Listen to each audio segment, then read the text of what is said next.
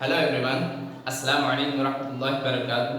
I hope you all are fine and I will discuss your homework. First, first sentence is मैं कल आऊँगा. मैं कल आऊँगा means I will come tomorrow.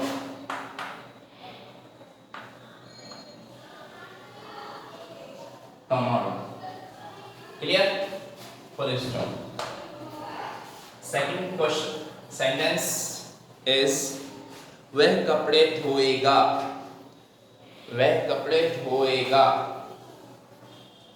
So सबसे पहले सब्जेक्ट ही will wash यानी धोना, wash clothes.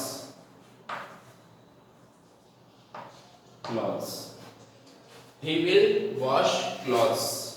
Third is हम लाल किला जाएंगे. हम लाल किला जाएंगे. We will go to. यहाँ टू लगेगा. क्यों लगेगा? go के बाद टू लगता ही है. अगर go और टू मीन्स अगर आपके पास सिर्फ कुछ कंडीशंस बताई थी, आपने वो वीडियो भी देखी थी जो मैंने आपको सेंड की थी, उसमें आपको मालूम होगा होम से पहले हम टू नहीं लगाते, लेकिन गो के बाद टू लगाते हैं. Clear? We will go to Red Fort. Red Fort. Clear? चलिए next sentence. Sentence number 4 is मैं नहीं सोता हूं. मैं नहीं सोता हूं. I do not sleep. क्योंकि ये प्रेजेंट इंडेफिनिट का सेंटेंस है और नेगेटिव में है, तो I do not sleep. मैं नहीं सोता हूं. सेंटेंस नंबर 5 इज हम नहीं गए. हम नहीं गए. We do not go. जाने के लिए गो. Full stop. क्योंकि ये भी नेगेटिव सेंटेंस है और प्रेजेंट इंडेफिनिट का सेंटेंस है. क्लियर? चलिए बाकी 5 देखते हैं. 5 हमारे हो गए.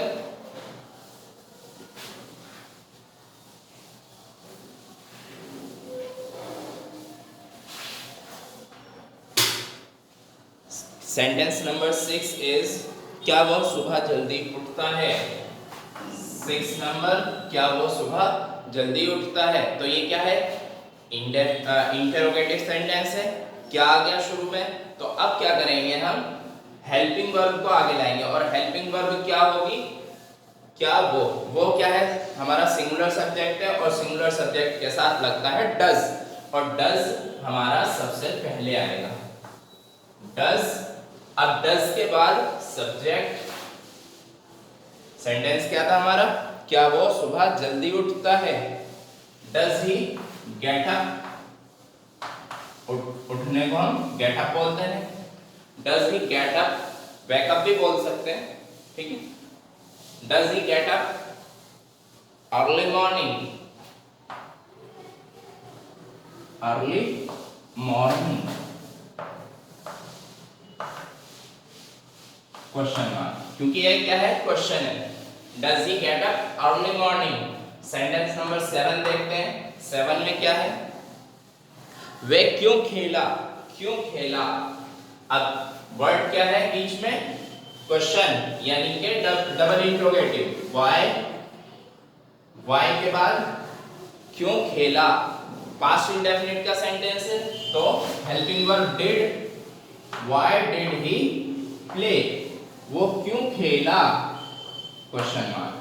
Clear? Why did he play? Sentence number 8 देखते हैं. सेंटेंस नंबर 8 में है हम नहीं आते हैं. हम नहीं आते हैं. नेगेटिव सेंटेंस है. हम यानी कि वी सब्जेक्ट है हमारा.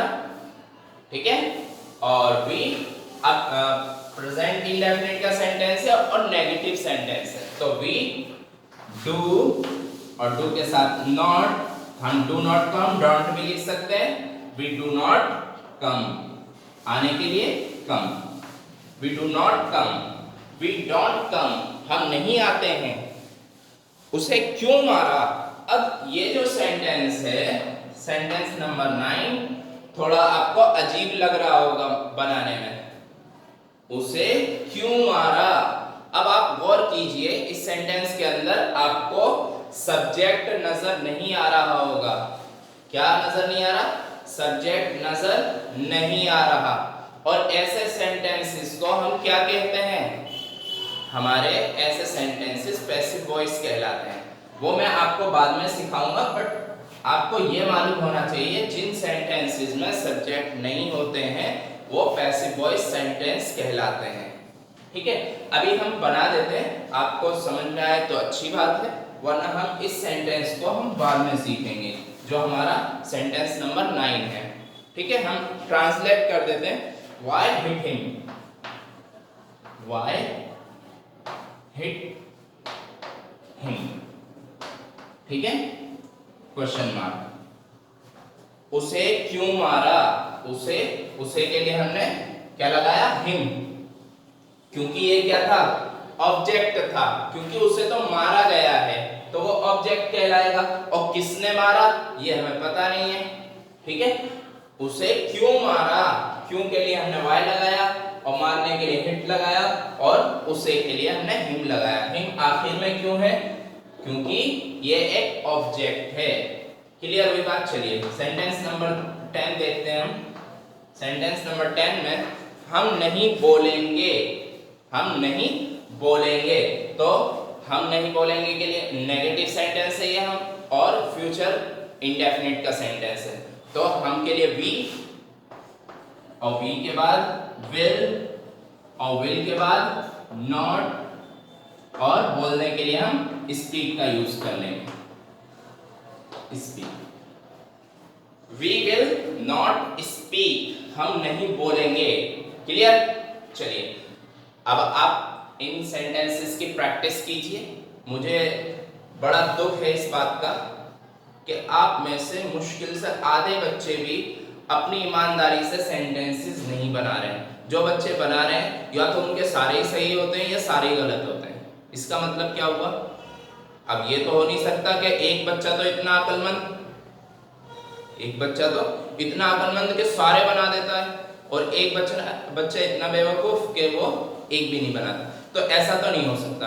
जिसके गलत हो रहे हैं, मुझे उम्मीद है वो कोशिश कर रहा है, लेकिन जिसके सारे सही हो रहे हैं, मुझे डाउट है, मैं ये नहीं कह रहा कि वो ऐसा कर रहे, मुझे डाउट है कि या तो वो इंटरनेट का सहारा ले रहे हैं सेंटेंसेस बनाने के लिए, या फिर अपने किसी बड़े भाई बहन का सहारा ले रहे हैं। तो ऐसा मत कीजिए, उनसे सिर्फ समझिए, या कोई मुश्किल वर्ड जिसका मीनिंग ना पता हो उसको समझिए। सिर्फ इन जरियों से सिर्फ ऐसी चीजें समझिए जो समझ में ना आए, लेकिन काम खुद से कीजिए जिससे कि आपको कुछ सीखने को मिले।